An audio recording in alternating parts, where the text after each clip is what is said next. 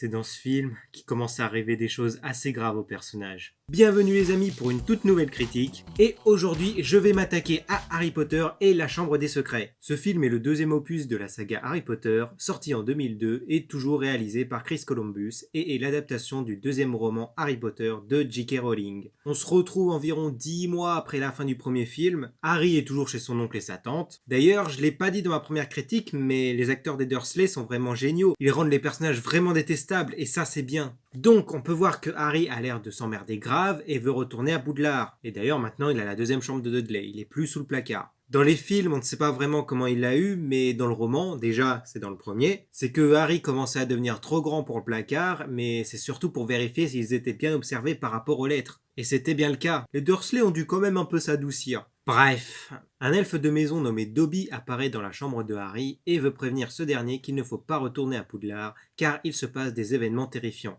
Alors dans le premier, on te fait découvrir Poudlard comme l'école quasi parfaite et bien protégée, et dans le deuxième, c'est tout l'inverse. Ce film étend encore l'univers et arrive à nous surprendre, que ce soit avec la voiture volante, le saule-cogneur, etc. Même si on sait dans quel monde on vit, on ne se doutait pas de choses comme ça. De nouveaux personnages sont introduits, comme Lucius Malfoy, le père de Drago, Arthur Weasley, le père de Ron, Gilderoy Lockhart, le nouveau professeur de défense contre les forces du mal. Décidément, ce poste il est maudit, car ce dernier perd la mémoire à la fin et donc ne reviendra pas l'année prochaine. Dobby et Cornelius Fudge, le ministre de la magie. Et on voit même la maison des Weasley et comment ils vivent. Je n'ai pas compté Ginny car on la voit dans le premier film, mais est beaucoup plus importante dans le deuxième et est un personnage majeur. On nous donne même le nom de la prison des sorciers, Azkaban, ou Azkaban, vous prononcez comme vous voulez. On apprend comment se nomme la langue des serpents que Harry parle.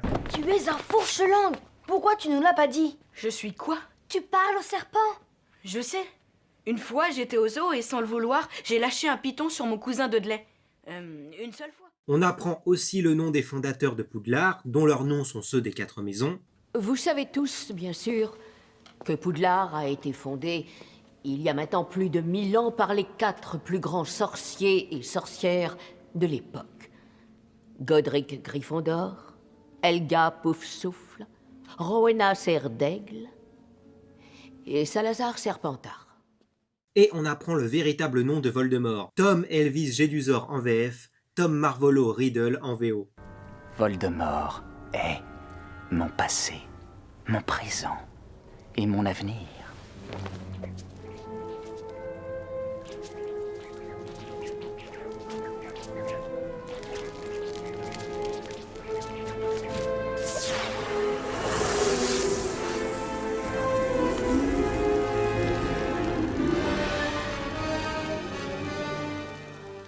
Je sais même pas pourquoi ça a été changé en VF, mais bon, pourquoi pas. On voit aussi des araignées géantes et un serpent géant qui est un basilic. Pas ça, non. Waouh, il y a beaucoup de choses en plus dans ce film. Comme j'ai dit en introduction, c'est dans ce film qu'il se passe des choses qui touchent directement les persos. On a des personnes et un animal qui sont pétrifiés, et quasiment tout le monde accuse Harry. Et le groupe accuse Malfoy, mais bon, à chaque film, il se gourre. Pour être vraiment sûr, ils utilisent du polynectar pour se transformer en crabe et goyle. Encore un autre truc introduit. On a encore un match de Quidditch contre Serpentard, et décidément, Dubois est la victime de tous les matchs. Mais bon, c'est pas le seul. Et on apprend après que c'est Dobby qui a fermé le passage à Harry et Ron. Hey! Qu'est-ce que vous fabriquez, vous deux? Désolé.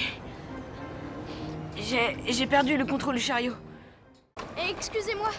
Excusez-moi. Au bout du quai sur votre gauche, madame. Excusez-moi, monsieur.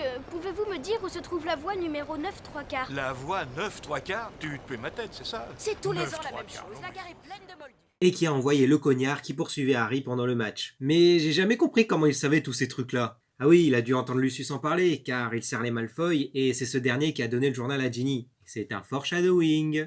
Depuis que je connais le sens du mot, j'en vois partout maintenant. Mais bon, je vais peut-être en faire une vidéo dédiée pour donner tous les foreshadowings de Harry Potter. Ce qu'on peut se douter aussi, c'est que Lucius est un serviteur de Voldemort, car c'est lui qui a donné le journal à Ginny, et ce journal contient le souvenir de Voldemort à 16 ans. Mais bon, tout ça on verra plus tard. Par contre, ce film, contrairement au premier, ne se termine pas par le gagnant de la Coupe des 4 maisons. Ça se termine par le retour d'Hermione et Hagrid et des applaudissements. C'est très bien comme fin aussi. Bon, alors, qu'est-ce que j'ai pensé de ce film? Je l'ai très bien apprécié, mais moins que le premier. Je préfère ce dernier car c'est le début. Comme dit dans la vidéo, il y a beaucoup de choses en plus. Le roman de J.K. Rowling est parfaitement adapté. Bien sûr, il y a des choses en moins, mais le principal est là. Les décors sont magnifiques et la qualité s'est améliorée par rapport au premier, alors qu'il y a 1 an d'écart entre les 2 films. Les acteurs sont toujours aussi bons, la musique de John Williams est toujours aussi bien. En même temps, c'est John Williams. L'univers s'agrandit et ça donne envie de voir la suite, car on ne sait pas ce qu'ils vont nous pondre. À part quand t'as lu les romans, mais là, je parle dans les 2 cas. Car quand tu lis le 2e tome, tu ressens à peu près la même chose. J'ai vraiment bien aimé La Chambre des Secrets. Le décor était vraiment glauque et retranscrit bien ce qui est écrit dans le roman. J'ai vraiment aimé toute l'ambiance du film, avec la musique qui l'accompagne. J'ai vraiment aimé l'elfe Dobby, je le trouvais vraiment très attachant et assez amusant. Et c'est sur ce que la vidéo va s'arrêter là. Vous pouvez me donner votre avis en commentaire. Comme d'habitude, si vous avez aimé, n'hésitez pas à lâcher un max de pouces bleus et à partager la vidéo. Si vous êtes nouveau et que vous aimez mon contenu, n'hésitez pas à vous abonner et à activer la cloche pour être au courant des nouvelles sorties. Vous pouvez me suivre sur Instagram et Twitter, les identifiants sont dans la description. Vous pouvez me soutenir gratuitement en regardant une pub sur Utip, le lien est dans la description. Et sur ce, je vous dis à la prochaine, et on n'oublie pas, Harry Potter, c'est la vie. Allez, salut!